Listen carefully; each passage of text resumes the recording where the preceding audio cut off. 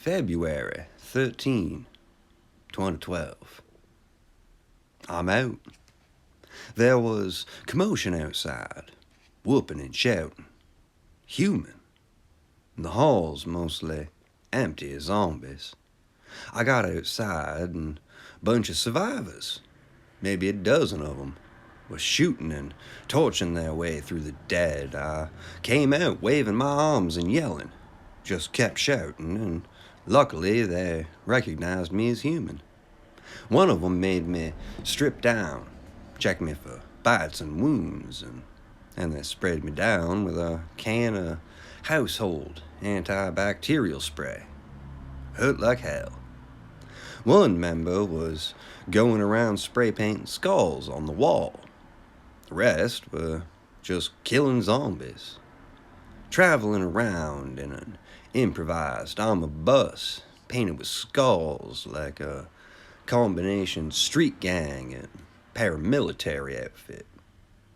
Seemed to be having a good time. Angel is their leader. You're lucky we came by, man. We're not finding too many survivors, you know. Lots of these dead freaks, though. We just killing as many of these things as we can, but they're everywhere. Keeps us busy. He laughed at that. It's the first time I've heard anyone laugh in a long time. I don't like it. We find 'em and kill 'em and leave our mark. Nobody else is doing anything. Nothing left to do. These here are the end of days, man. Things have turned, and the lowdown have risen up. I was just a mechanic, man, with some job, just clocking time. Work home, work home, work home. But now it's all happening, man. It's here, and we doing the good work. They're weak, we're strong. Crap on the radio, this, that, up north about survivors. It's all too far gone, man. Look around you. When's the last time you seen an airplane? Think you'll ever see one again? You're the first person we've seen alive in 2 weeks. It's gone, man. All this has to keep moving toward the end. We're just helping to grease the wheels till we get to the next thing. There'll be a final tally in the end, and we're working on our side. They've got a zombie chained to the back of the bus who they call Clyde. He's in a crusty Armani suit and tie. Occasionally they hand him something like a dead cell phone, and Clyde will hold it, sort of play with it. His movements are dopey and feeble. He's dead maybe a couple weeks now. They occasionally shoot him, but not in the head. He's more around for amusement than anything else.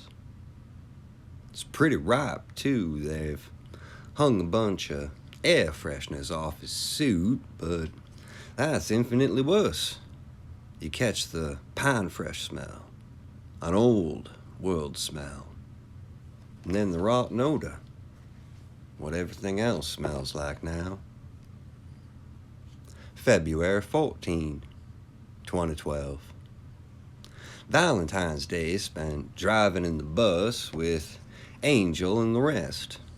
They're all shooting stray zombies, wandering along the roads, and that it's hard to get a kill shot is a sport for them, it seems.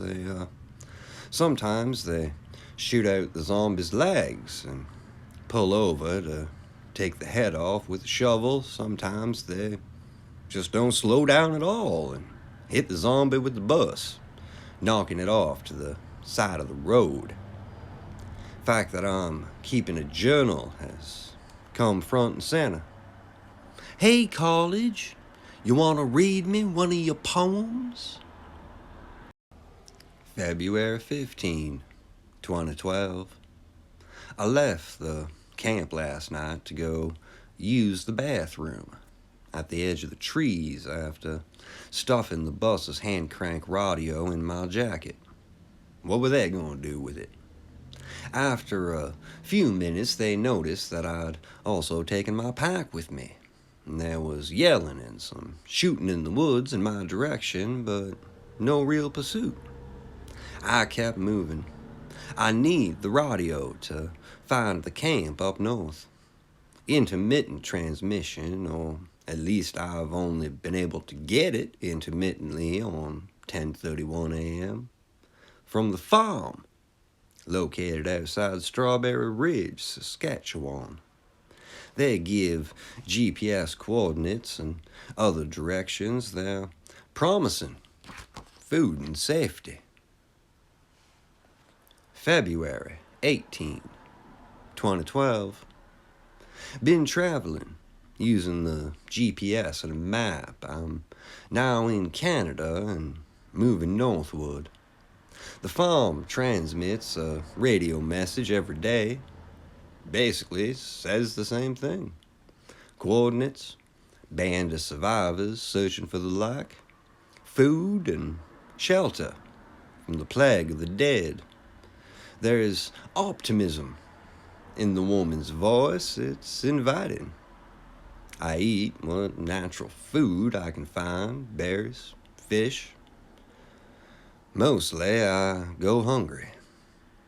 The miles heading north have been taxing. I think I've burned through all my body fat. I'm shivering.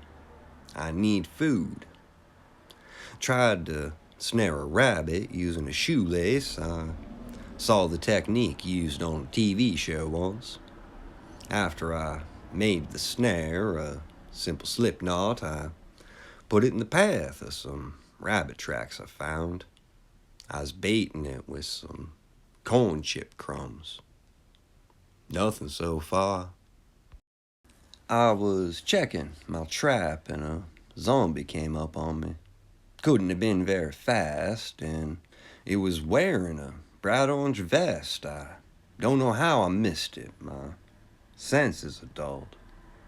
I bolted without thinking onto the edge of a frozen lake, and the zombie followed, but went down on its back on the ice like a turtle. Struggled to right itself. So I just kept running. February 19, 2012. A night indoors. Found a small cabin in the woods that seemed unoccupied until I opened the door. Zombie inside rose and came at me, an old man moving relatively quickly. Got out past the doorway, and even as weak as I was, I managed to drop it with a piece of cordwood and bash its skull in with another. No one else inside. Wood stove is still slightly warm. The old man must have been human not very long ago. Checking the corpse again outside, it had a wicked bite mark on its forearm that had been bandaged in a torn bit of shirt.